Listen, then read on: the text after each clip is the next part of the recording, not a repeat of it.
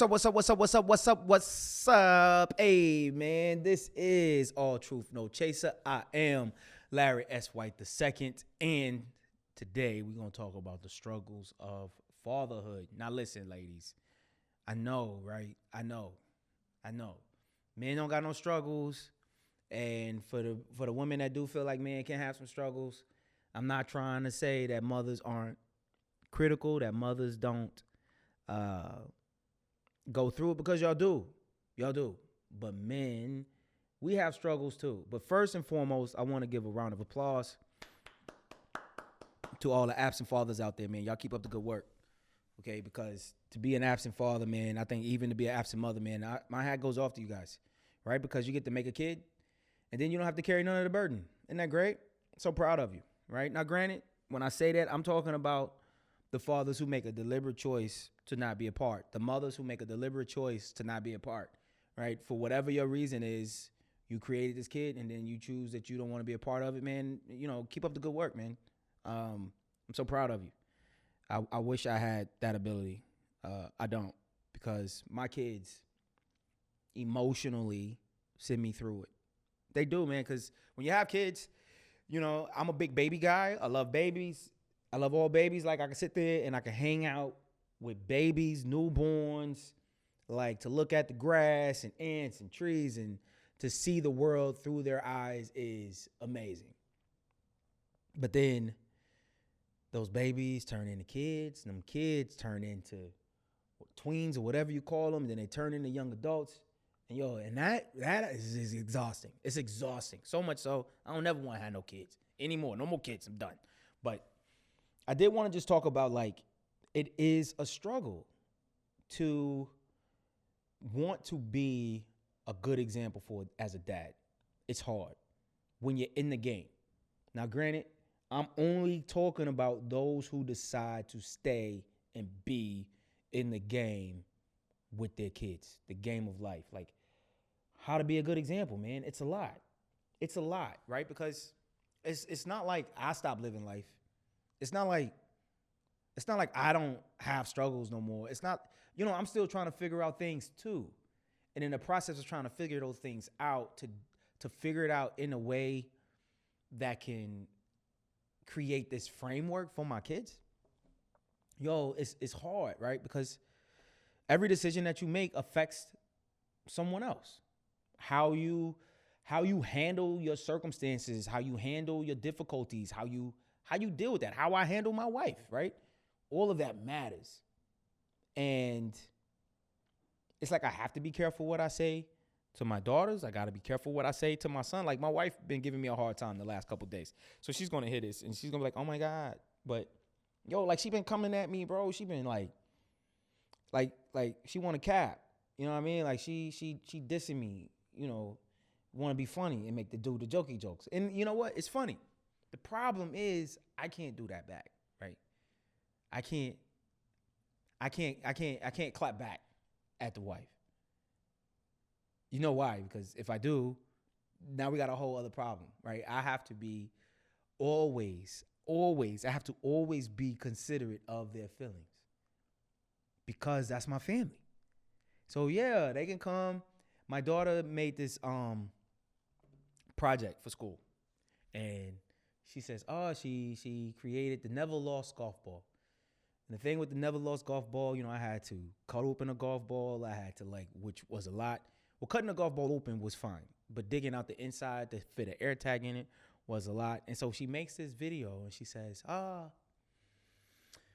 this is my dad. You know, my dad plays golf and he's clumsy because he always losing his golf balls. And I'm like, what? What are you talking about? Where you get that from? And my wife says, well, you told her she can make fun of you. And I was like, you know, it made me feel some type of way. Now, how I handle that, how I carry that, what I do with that is important, because that one moment, especially for our kids, one moment can have lasting impact. And as men, as fathers, we carry that. Having to always make sure that you're conscious. Now, ain't nobody trying to say that, you know, that we got to hold our tongues. I'm not saying that. But there is this underlying assurance that we have to give our kids. There's at some and sometimes at the expense of us. And that can be a lot. We have to, how do we balance that work-life balance? How do you do that? How do you make sure you have work and life and you balance them so that the people in your house don't feel neglected? How do you balance that to make sure that your wife don't feel like you choose a job over her? That your kids don't feel like you choosing a job over them? That whenever the kids got something going on, you absent because you can't be there because you got to go to work. Like you, and I don't want to make it seem as though that's not the same for our mothers. But everybody, like, listen, I'm not going to pretend as though shoulders don't pop up a little taller when dad walked through the door. That's what it is. So that's kind of what I'm talking from. So if you get defensive, if you find yourself getting riled up when you're like, I got to figure out work-life balance too. I'm not saying you don't. I'm just saying it's different. That's all I'm saying. I'm not saying that you don't have the exact same things I'm just saying that it's different. Having to create a baseline and roots and standards and all of that. This is how we do it here. That voice coming from the dad is a lot different when that voice is coming from the mom, whether or not it's a single household or if it's a 2-parent household. It's just different. And those differences do create struggles. Parenting strategies, even if it's like, okay, if you're married, how do we balance our parenting strategies? Like, how are we going to go about doing that? Even when it comes down to like societal expectations. Like today, they say you can't whoop your kids. Like, that's crazy. Let me tell you something. I beat my kids. I have. And you know what? And I will continue to if need be. Because the choice is, right? The choice is I discipline my kids or the state will. It's either you going to do it or the state's going to do it. That's why when we see kids today tearing up schools, they got no respect for authority. They got no respect for their teachers. Education is at a decline. Education is at a decline because there's no discipline at home. And there's no discipline at home because somebody somewhere has decided punching your kid in the throat is a bad idea. Why is it a bad idea if your child is always popping off at the mouth? Why is it a bad idea when your child has no respect for authority, but then when authority show up, you trying to tell authority how to deal with your kid? If you was dealing with your kid, fathers, like it's a struggle. If you was dealing with your kid, you wouldn't have these problems. And sometimes a man has to choose, do I want peace in my house as it pertains to parenting strategies? Do I want peace in my house? Or am I just going to double down? This is how it's going to be.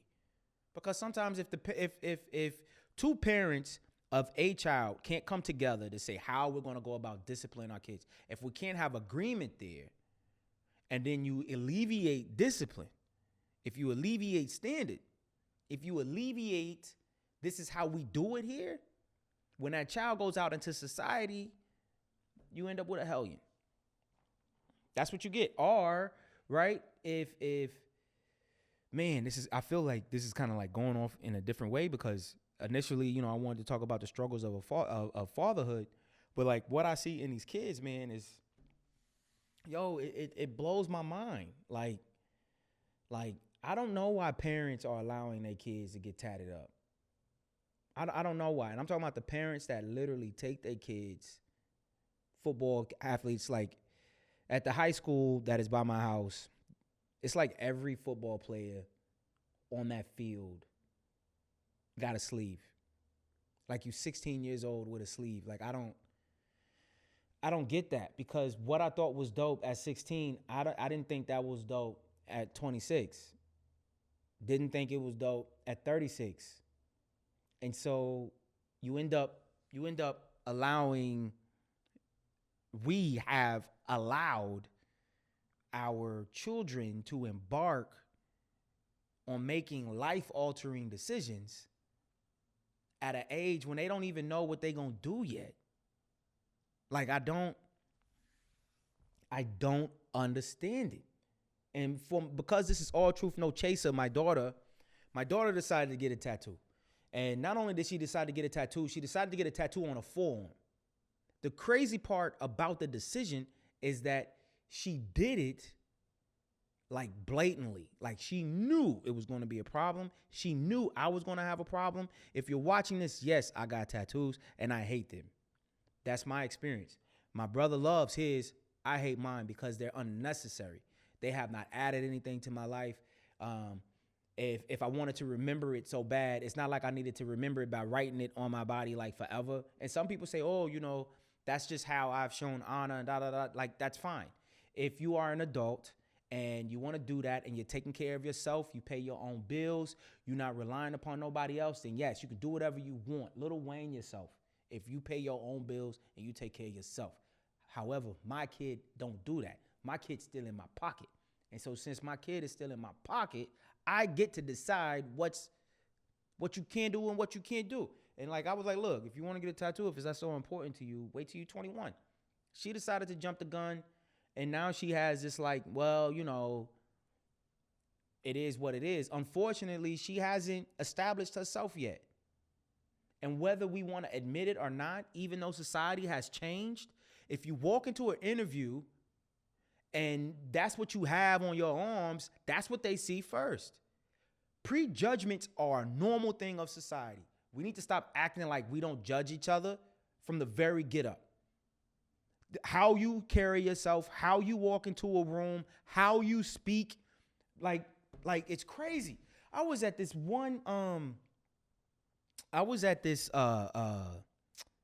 this gathering of like men. It was something that my fraternity, Alpha Phi Alpha Fraternity Incorporated, had hosted at a barbershop. It was like a mental health thing. And there was a young man in there, and it was like his mouth didn't work when he spoke. Like he was mumbling under, like that's, if you heard that, that's what he sound like. I'm like, bro, like open your mouth and pronounce your words. But because we have made like these limitations that we allow our kids to put on themselves, it's mind-boggling. And I can't help but feel like if that is because of power that has been stripped away from fathers. And what does that even mean? How has power been stripped away from fathers? I honestly don't know. I feel like, man, this is like one of them feel like episodes. I don't even know how this is happening. I feel like we have an abundance. First of all, first and foremost, let's debunk something. Let's debunk this idea that there is a surplus of men who don't raise their kids. That's just not a true statement. There are way more than society wants to admit, especially when it comes down to race, as it pertains to black men and their children. We raise our kids.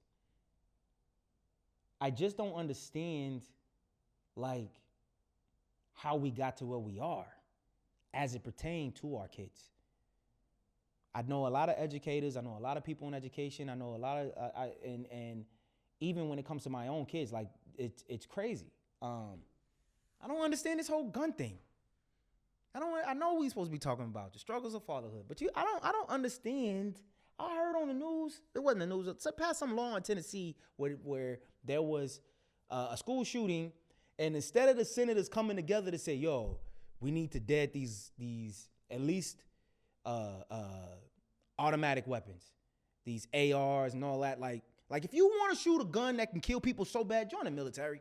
Like then you can do all you want to. Like if that's what you want so bad. But there's no reason for you to be walking around a residential area with it. And so these politicians, here we go again, have decided that the best thing to do is to give a teacher a gun. So I got to teach ABCs and I got to be on the front lines too. Like, come on, dog. Like, what kind of sense does that make?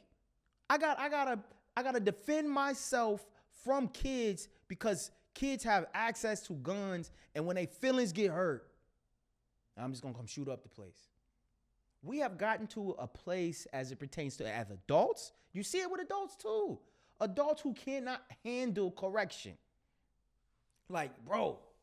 So I was sharing with the staff here that I love like TikTok, and I know this is turning into like a rant, and that is so unfortunate. But luckily, it's all truth, no chaser, and I can say what I want to.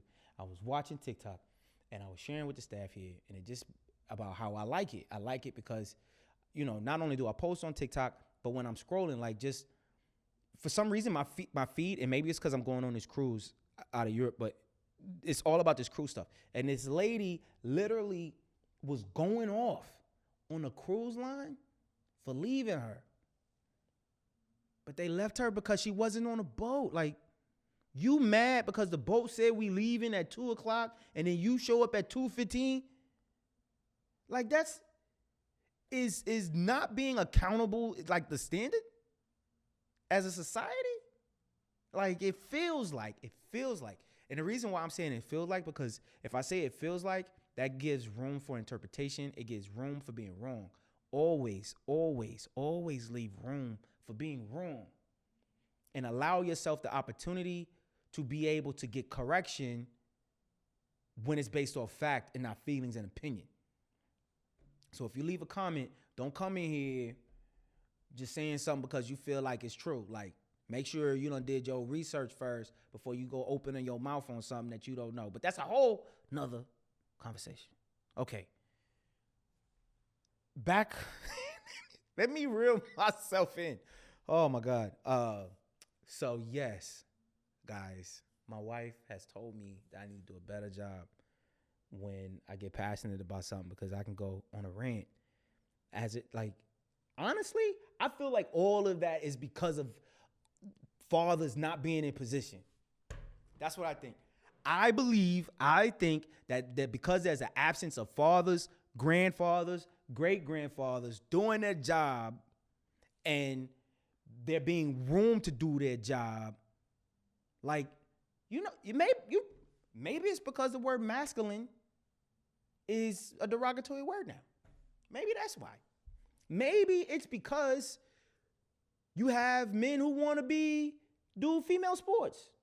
Like, I don't have no problem if you decide for yourself, you have decided that you no longer want to be the gender you was born. Boy, I'm telling you, we are going off the trails here. But if that is what you have decided you wanted to do, that's fine. But that don't mean you get to go and like do they sports too. Like, come on, dog. Like, for real. Like keep it a buck here. Cause you know what, man? Like, it's like, okay, I will never forget the gentleman or whatever. However I'm supposed to go about that. I'm not educated on that to that degree, right? Because, now you can't just sit there. You got to be sensitive to everybody's needs, and nobody has to be sensitive to yours. The guy who was a swimmer, who was losing as a swimmer, and then decided to become, this was in college, I think at the University of Connecticut, I think. He was losing as a male swimmer, and then decided that he wanted to identify as a woman. And then not only did he want to identify as a woman, which is his prerogative, but he wanted to also be a female swimmer now. That is not his prerogative. Why do we, as a society, support that? On what planet? In what world is it okay to say that a guy not only gets to change his sexual whatever, but he also gets to force himself into something that is designed for women? Why is that okay? Why is that okay? And why is it that the people who say it's okay are the people who also in that community? At least that's what it looks like from my seat. From my seat, that's what it looks like. And I don't like it. Why don't I like it? Because why does my daughter have to compete against dudes? It doesn't matter what medication you take. It doesn't matter how you have lowered your testosterone, none of that. You still biologically born a male. There ain't no argument there. We ain't arguing with that. So if you are born a male, why you get to compete against women? Like, for real. You know what? Like, I don't even know how we got here. How did we get here? I don't even know what happened. But I'm gonna say this, and I said this before.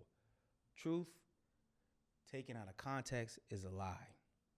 And as it pertains to being a man, as it pertains to being a father, we have to be in position as we go about protecting our children, protecting our wives, protecting our families, because we need to protect our families from society as well as protect our families from the government. Now, how do we go about doing that?